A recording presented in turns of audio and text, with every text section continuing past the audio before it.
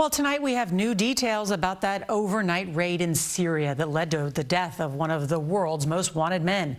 The mission took months of planning, and the special forces did dozens of rehearsals to make sure they were prepared for the risky operation. CBS's David Martin reports the terrorist blew himself up, and troops had to identify him with DNA and a fingerprint match. The U.S. set out to capture the ISIS leader in this hideaway. But Abu Ibrahim al-Hashimi al-Qurashi blew himself up, along with his wife and 2 children. The explosion leveled the 3rd floor and sent bodies flying into the yard below.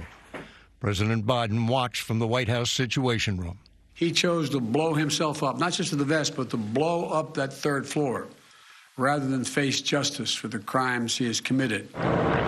Nighttime video shows the lights of orbiting helicopters and picks up the sounds of the raid.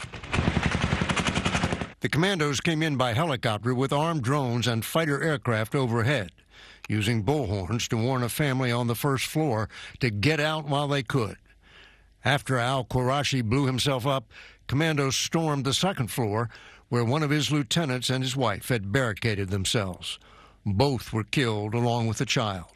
The president, who approved the operation after being shown a scale model of the house, had ordered a ground raid in an effort to avoid civilian casualties.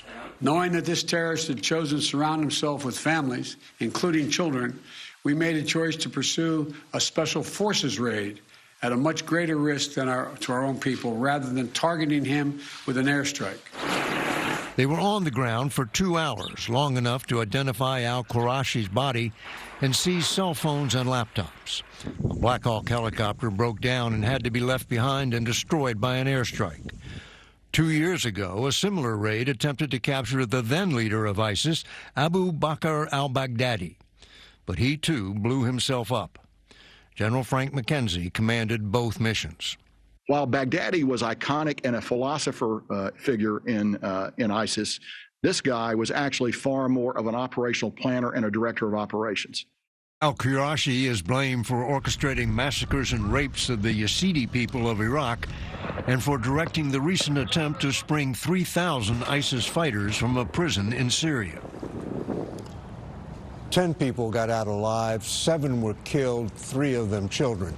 Administration officials blame all the deaths on ISIS, but Defense Secretary Austin promised to look at whether U.S. actions caused any harm to innocent civilians. Norah?